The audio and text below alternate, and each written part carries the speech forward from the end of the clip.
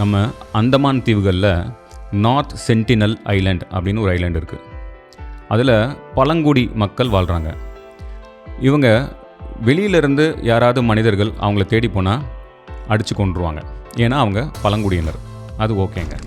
தமிழ் பேசுகிறவனுக்கு ஹிந்தியை பிடிக்கல, ஹிந்துவுக்கு முஸ்லீமை பிடிக்கல, தெற்க இருக்கிறவனுக்கு வடக்கனை பிடிக்கல, தெற்க இருக்கிறவனுக்கு தெற்கு கோடி மாவட்டத்தில் இருக்கிறவனும் பிடிக்கல, என் மொழி இல்லாத வேற எந்த மொழி பேசுகிறவனையும் பிடிக்கல, பக்கத்து மாநிலத்துக்காரனை பிடிக்கல, பக்கத்து மாவட்டக்காரங்க கூட பஞ்சாயத்து, உன் ஜாதிக்கு என் ஜாதியை பிடிக்கல, என் ஜாதிக்கு எந்த ஜாதியுமே பிடிக்கல, பணக்காரனுக்கு ஏழையை பிடிக்கல, ஏழைக்கு முதலாளிகளை பிடிக்கல, ஆணுக்கு பெண்ணை பிடிக்கல, பெண்ணுக்கு ஆணை பிடிக்கல, வெஜிடேரியன் உணவு சாப்பிட்றவனுக்கு நான்வெஜ் உணவு சாப்பிட்றவனும் பிடிக்கல, நான்வெஜ் சாப்பிட்றவன் ஆனால் பீஃப் சாப்பிட்றவனை பிடிக்கல, பீஃப் சாப்பிட்றான் ஆனால் அவனுக்கு பன்னிக்கறி சாப்பிட்டா பிடிக்கல, பன்னிக்கறி சாப்பிட்றவனுக்கு கரப்பாம்பூச்சி தேள் பாம்பு சாப்பிட்றவனை கண்டா பிடிக்கல, மக்களுக்கு அரசாங்கத்தை பிடிக்கல, அரசாங்கத்துக்கு மக்களை பிடிக்கல. அப்போ அந்த சென்டினல் தீவுகளில் உள்ள பழங்குடியினர் இன்னொருத்தனை வெறுக்கிறதும் அடிக்கிறதும் கொல்றதும் புரியுதுங்க.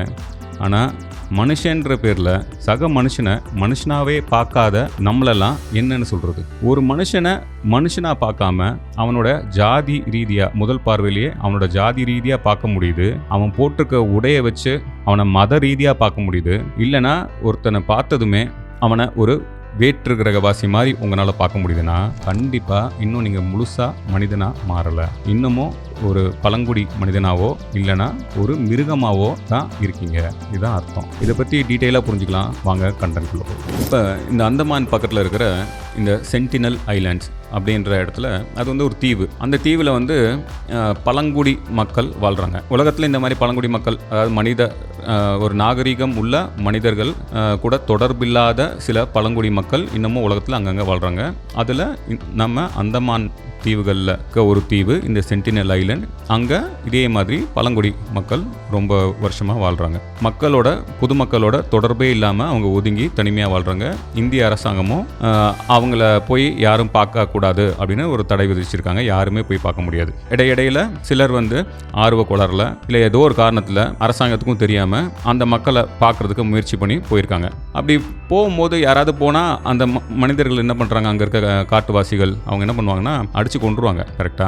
இது வந்து இப்போ லேட்டஸ்டாக கூட அந்த மாதிரி ஒரு அமெரிக்கன் ஒருத்தர் அரசாங்கத்துக்கு தெரியாமல் அங்கே போய் அவரை கொண்டுட்டாங்க. அடுத்து இப்போ கூட ரீசெண்டாக சில நாட்களுக்கு முன்னால் ஒருத்தர் அந்த ஐலாண்டுக்கு போயிருக்காரு. இது நமக்கு தெரிய வர நியூஸ். இப்போ இதுலேருந்து நம்ம தெரிஞ்சுக்க விரும்புகிற ஒரு பாடம் என்ன அப்படின்னா, ஏங்க அவங்க மனுஷங்க தானே, அந்த பழங்குடி மனிதர்கள் வெளியிலேருந்து வர மனிதர்களை ஏன் அடித்து கொல்லணும்? அவங்க ஏன் நம்மளை பார்த்ததும் ஏய் வாங்க வாங்க அப்படின்னு ரிசீவ் பண்ண மாட்டேங்கிறாங்க? ஏன் ஒரு ஃப்ரெண்ட்லியாக ட்ரீட் பண்ண மாட்டேங்கிறாங்க? அதான் கொஸ்டின். இந்த பழங்குடியினர் மட்டும் இல்லை, எந்த பழங்குடியினர்கிட்டையும் வெளியிலேருந்து புது மனிதர்கள் போனாங்கன்னா அவங்க அட்டாக் பண்ணுவாங்க. இதுக்கு பின்னால் என்ன ஒரு மைண்ட் செட் இருக்குது, உளவியல் இருக்குது, அதுதான் நம்ம தெரிஞ்சுக்க வேண்டிய முக்கியமான விஷயம். என்னன்னா, இப்போ வந்து 3 நிலையாக பிரிச்சுக்கலாம். ஒன்று விலங்கு, ட்ரைப்ஸு, மூணாவது வந்து மனிதர்கள். இந்த மூணு விதமான இது வந்து என்னை பொறுத்த வரைக்கும் ஒரு பரிணாம வளர்ச்சி. அதாவது நம்ம இன்னைக்கு மனிதர்கள்னு யாரெல்லாம் சொல்கிறோமோ நம்மளே வந்து இன்றளவிலும் நம்மளோட உள்ளே இருக்கிற அந்த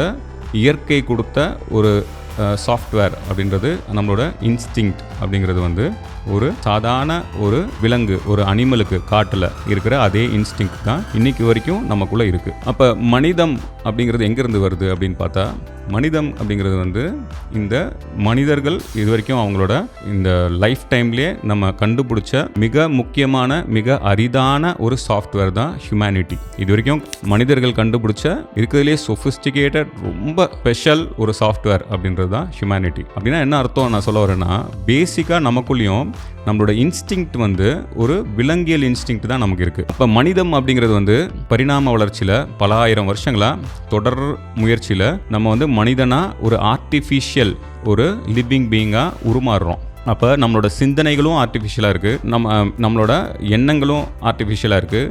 அதனால தான் ஆர்டிஃபிஷியலான பொருட்களையும் நம்ம இந்த பூமிக்கு கொண்டு வந்திருக்கோம். அந்த மாதிரி நம்ம கொண்டு வந்த முதல் முக்கியமான நம்மளோட அந்த தொடக்க புள்ளியே எதுன்னு பார்த்தீங்கன்னா இந்த ஹியூமனிட்டி தான். அப்போ ஹியூமனிட்டி ஒரு எண்டில் இருக்குது. அது வந்து தொடர் வளர்ச்சிக்குரியது. அது ஒரு முற்றுப்புள்ளி அடையக்கூடிய விஷயம் கிடையாது. ஹியூமனிட்டிங்கிறது தொடர் வளர்ச்சிக்குரியது. அண்ட் நான் சொன்ன மாதிரி அது வந்து இயற்கையான விஷயம் கிடையாது. காடுகளில் நம்ம மனிதர்களை தவிர வேற எங்கேயும் பார்க்க முடியாது.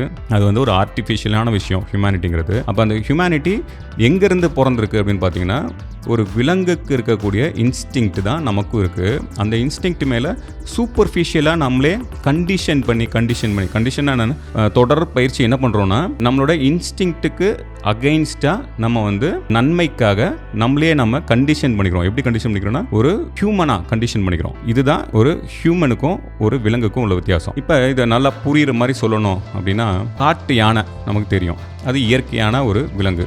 இப்போ அந்த யானையை நம்ம நகரத்துக்குள்ளே மக்களுக்கு நடுவில் கொண்டு வரோம் அப்படின்னா ஒரு 2 விதமாக வச்சுக்கோங்களேன். ஒன்று வந்து கோயில் யானையாக இருக்குது, காட்டிலேருந்து கொண்டு வந்த யானை கோயில் யானையாக நமக்கு நடுவில் வாழுது. இன்னொன்று வந்து கும்கி யானையாகவும் நம்ம அதை மாற்றுறோம். கரெக்டாக காட்டில் இருக்கிற ஒரு யானை, நீங்கள் காட்டுக்கு போகிறீங்க, இப்போ ஊட்டிக்கோ கொடைக்கானலுக்கோ எங்கேயோ போகும்போது காட்டு யானை ஒன்று குறுக்க வருது.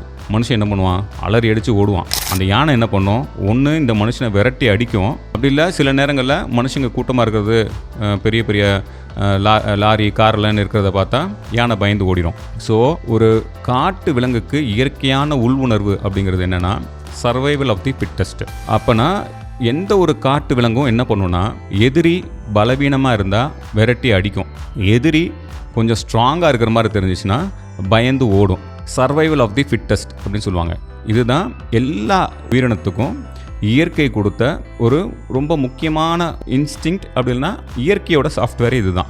வலிமையான மிருகம் வலிமை குறைந்த மிருகத்தை அடிக்கும். பயம் வந்துருச்சா, எதிர்க்க இருக்கிற விலங்கு ரொம்ப நம்மளோட வலிமையானதுன்னு தெரிஞ்சுன்னா பயந்து ஓடிடும். இதுதான் விலங்கோட குணம். இந்த காட்டுவாசி இருக்காங்கல்ல, அவங்களும் கிட்டத்தட்ட ஒரு விலங்கு மாதிரி தான். அவங்களுக்கு வந்து வெளியிலிருந்து ஒரு மனிதனை பார்க்கும்போது அந்த குரூப்பில் இல்லாத வேற ஒரு மனிதனை பார்த்தா அவங்களுக்கு வந்து புதுசாக பார்க்குறனால அந்த வர மனிதனால் அதை மனிதனாக பார்க்க மாட்டாங்க, அது ஒரு விலங்காக தான் பார்ப்பாங்க. நம்ம கண்ணுக்கு தான் தெரியுது வெளியிலேருந்து பார்க்கும்போது ரெண்டுமே மனுஷங்க தான்.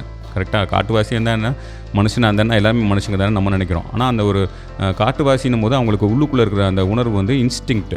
அது எப்படி இருக்கும்னா ஒரு விலங்கியல் இன்ஸ்டிங்க்ட் தான் இருக்கும். தன்னோட குரூப்பில் இல்லாத வெளி குரூப்லேருந்து யாராவது ஒரு மனிதன் வந்திருந்தால் கூட அவனை விரோதியாக பார்ப்பாங்க. அவனால் நமக்கு ஒரு ஆபத்து வந்துடும் சொல்லி அவனை அடிப்பாங்க, அவனை கொண்டுருவாங்க. இல்லை ரொம்ப பவர்ஃபுல்லாக நீங்கள் போய் இறங்குனீங்கன்னா அவங்க பயந்து ஓடுவாங்க. ஏன்னா அவங்களுக்குள்ளே இருக்கிற சாஃப்ட்வேர் என்ன ஒரு விலங்குக்கு இருக்கக்கூடிய அவங்களோட அந்த இன்ஸ்டிங்க்ட் தான் அங்கேயும் வேலை பார்க்குது. நான் சொன்ன பாருங்க, இந்த கோயில் யானை இல்லைன்னா ஒரு கும்கி யானைன்னு வச்சுக்கோங்க. இது என்ன நடக்குது? இப்போ காட்டில் அந்த யானை இருக்கும் போது நான் சொன்ன மாதிரி சர்வைவல் ஆஃப் தி ஃபிட்டஸ்ட் தான் அந்த யானை வாழுது. ஆனால் அது யானை குட்டியாக இருக்கும் போதே அதை நம்ம மனுஷங்க கொண்டு வந்துட்டு அதுக்கு தொடர் பயிற்சி கொடுக்குறோம். என்ன மாதிரி பயிற்சி கொடுக்குறோம்? அது ஃபஸ்ட்டு பயிற்சியில் வந்து சொல்லி கொடுக்குறத விட ரொம்ப முக்கியம் என்னென்னா நம்ம அதை தொட்டு அது கூட கொஞ்சி அது கூட உறவாடுறது. அப்போ குட்டியிலிருந்தே நம்ம அதை செய்யும் போது அந்த யானைக்கு இயல்பான இன்னொரு விலங்கு, நம்மளும் அதை பொறுத்த வரைக்கும் ஒரு விலங்கு இல்லைன்னா இன்னொரு உயிர், அதை பார்த்தா வரக்கூடிய பய உணர்வு நாளடைவில் பல வருஷ கணக்கில் அது குட்டியிலேருந்தே அதை வளர்க்கும் போது நம்ம மனிதர்கள் மேலே இருக்கக்கூடிய பய உணர்வு அதுக்கு கொஞ்சம் கொஞ்சமாக குறைஞ்சு அதுக்கு மங்கி போயிடும். ஸோ அதோட இயல்பான குணம் என்ன? இன்னொரு மனிதனையோ இன்னொரு விலங்கையோ பார்த்தா ஒன்று பயந்து ஓடணும், இல்லைனா அதை வந்து விரட்டி அடிக்கணும். இந்த குணத்தை நம்ம வந்து கண்டிஷனிங்னா தொடர் பயிற்சி, அது கூடயே சேர்ந்து பழகி அந்த உணர்வை நம்ம கொள்கிறோம். ஒரு கும்கி யானையாக இருந்தாலும் சரி, அது வந்து ஒரு கோயில் யானையாக இருந்தாலும் சரி, அது குட்டியிலேருந்தே பண்ணணும். ஏன்னா அப்போ தான் சீக்கிரமாக அதுக்கு வந்து நம்ம கூட பழகிறதுக்கான வாய்ப்பு இருக்கும். ஏன்னா ஒரு பெரிய யானையை கொண்டு வரும்போது அதுக்கு அந்த காட்டு யானையை அது முதிர்ச்சி அடைஞ்சனால அது அவ்வளோ சீக்கிரம் மனுஷங்கனால கண்டிஷன் பண்ண முடியாது. அதே ஒரு குட்டின்னும் போது அதுக்கு வந்து நம்ம வந்து உணவு கொடுத்து பால் கொடுத்து அது கூடயே விளையாடி அதுக்குள்ளே இருக்கிற இயற்கையான காட்டு யானைக்கான அந்த இன்ஸ்டிங்க்ட், இன்னொரு விலங்கை பார்த்தா அடிக்கணும் இல்லை பயந்து ஓடணுன்ற எண்ணத்தை நம்ம முறியடிச்சு அதை நம்ம கூடயே பழக்கிறோம். அப்போ பழக்கினதுக்கப்புறம் அது என்ன ஆகுதுன்னா மனுஷன் சொல்கிறதெல்லாம் கேட்குது. அது வந்து கோயிலுக்கு வரவங்க எல்லாரையும் ஆசீர்வாதம் பண்ணுது. இது ஒரு யானை பண்ணுற வேலையா? சக மனுஷனை கண்டாலே அது வந்து ஒன்று அடிக்கணும் இல்லை ஓடணும். ஆனால் அது வந்து நமக்கு ஆசீர்வாதம் பண்ணுது. எப்படி பண்ணுதுன்னா கண்டிஷன் பண்ணிடுவோம். அதை வந்து தொடர் பயிற்சி பண்ணி மனுஷங்க கும்பலாக மனிதர்களை பார்த்தாலும் பயந்து ஓடாத அளவுக்கும் பயந்து தாக்காத அளவுக்கும் நம்ம அதை கண்டிஷன் பண்ணி வளர்த்து வச்சுருக்கோம். இதுதான் கோயில் யானையோட இன்றைய நிலை. இதே தான் ஒரு கும்கி யானைக்கு எக்ஸ்ட்ராவாக என்ன பண்ணுறோன்னா நம்ம பழக்கும் போதே அதோட இனம் இருக்குது பாருங்கள், அதோட ஒரிஜினல் இனம் அந்த காட்டு யானை, ஒரு காட்டு யானை என்னெல்லாம் செய்யுமோ அந்த காட்டு யானையை அடக்கிறதுக்கு தான் நம்ம கும்கி யானையை பயன்படுத்துகிறோம். அப்போ இதை நல்லா ஆழமாக சிந்திச்சு பாருங்கள். அதோட இயல்பான குணம், ஒரு இயற்கையில் ஒரு யானையோட குணம் என்ன குணமோ அது வந்து காடுகளுக்குள்ளே தெரியும், சம்டைம்ஸ் நகரத்துக்குள்ளே வந்துடும். அதை பொறுத்த வரைக்கும் அது நகரம் கிடையாது, அது வாழ்ந்த காடு, அதுக்குள்ளே திரும்ப வருது. ஆனால் நம்ம இன்றைக்கி கொண்டு போய் அங்கே நகரத்தை, காடுகளை ஒட்டி நகரத்தை உருவாக்கிட்டோம். ஆனால் அது யானைக்கு தெரியாது, காட்டு யானைக்கு. அது உள்ள அது தன்னோட பாதை தானேன்னு வரும்போது நமக்கு மனுஷங்களுக்கும் யானைக்கும் நடுவில் இங்கே அடிக்கடி மோதல் வருது. காட்டு யானை அடித்து மனுஷங்களை கொண்டுருது. அப்போ நம்ம மனிதர்கள் என்ன பண்ணுறோம், ஒரு யானைக்குட்டியை கொண்டு வந்து நம்மளே வச்சு பழக்கி அதுக்கு எல்லா ட்ரைனிங்கும் கொடுத்து அது கும்கின்னு பேர் வச்சு அந்த யானையை இப்போ நம்மளோட வெப்பனாக மாற்றி யாருக்கு அகைன்ஸ்டாக திருப்பி விட்றோன்னா அதோட ஒரிஜினல் இனம் இருக்குது பாருங்கள், அதோட ஒரிஜினல் பிளட்டு, அதோட ஒரிஜினல் சாஃப்ட்வேர், அந்த காட்டு யானையவே இந்த கும்கி போய் அடித்து நகரத்துக்குள்ளே வந்துச்சுன்னா அதை வந்து அடித்து தாக்கி அதை பிடிச்சு மனிதர்களோடு சேர்ந்து இந்த கும்கி யானை ஒரு காட்டு யானையை பிடிச்சு கடைசியில் லாரியில் ஏற்றி பார்சல் பண்ணி அதை வந்து கொண்டு போய் எங்கேயோ ஒரு இடத்துல விடுறதுக்கு உதவுது. இப்போ அந்த காட்டு யானை கும்கி யானையாக மாறிடுச்சு. இந்த கும்கி யானை காட்டு யானையை எதிர்த்து அடித்து மனிதர்களுக்கு சப்போர்ட்டாக வேலைகள் செய்யுது. அப்படின்னா இது வந்து டொமஸ்டிகேட்டட் அனிமல். இது அந்த கும்கி யானை கிட்டத்தட்ட அந்த கும்கி யானைக்கு இப்போ என்ன வந்துருச்சுன்னா ஒரு ஆர்டிஃபிஷியல் ஒரு பிஹேவியர் வந்துருச்சு. அது என்ன பண்ணுது, சக மனிதர்களோட நல்லா பழகுது. அது வந்து ஒரு கண்டிஷனல் பிஹேவியர். ஓகேயா? இந்த கும்கி யானை தான் இன்றளவும் நம்மளை மாதிரி மனிதர்கள். இதில் என்ன புரிஞ்சுக்கணுன்னா, கோயில் யானையாக இருந்தாலும் சரி, அந்த கும்கி யானையாக இருந்தாலும் சரி, திடீர்னு அதோட உள் உணர்வு சில நேரங்களில் வெளிவந்துடும். அதுக்கு ஏதோ ஒரு ஸ்ட்ரெஸ் வந்துச்சுன்னா உள் உணர்வு வெளிவந்துடும். அதனால தான் நம்ம பார்த்துருப்போம், கோயில் யானை, நல்லா இருந்த கோயில் யானை திடீர்னு பல வருஷம் வளர்த்த பாகனையே இழுத்து தூக்கி போட்டு மிதித்து கொண்டுருது. அதே மாதிரி இந்த கும்கி யானையாக இருந்தாலும் அதோட உள்ளுணர்வு சில நேரங்களில் ஏதோ ஒரு ஸ்ட்ரெஸ்ஸில் வெளிப்பட்டுரும். ஏன்னா உள்ளுணர்வு தான் பேசிக் அடிப்படை. அது வெளிப்படும் போது அது வந்து கூட இருக்கிற மனுஷங்களையே அடித்து கொல்றதுக்கு வாய்ப்பு இருக்குது. நம்ம கோயில் திருவிழாக்களில் திடீர்னு அதுக்கு வந்து மதம் பிடிச்சிருச்சுன்னு சொல்லுவாங்க. ஏதோ ஒரு காரணம், அதோட உள்ளுணர்வு வெளிப்பட்டுச்சுன்னா அது வந்து அந்த சர்வைவல் ஆஃப் தி ஃபிட்டஸ்ட் மோடுக்கு போயிடும். இருக்கிற அதோட வலிமை என்னன்னு அதுக்கு தெரியும். எல்லாரையும் அடித்து தூக்கி போட்டு மனுஷங்களை கொண்டுரும். ஸோ நம்மளும் வந்து ஒரு கண்டிஷன்ட் அனிமல். இந்த கோவில் யானை மாதிரி, இந்த கும்கி யானை மாதிரி, தி சோ கால்டு மனிதர்களும் ஒரு கண்டிஷன்ட் அனிமல் தான்.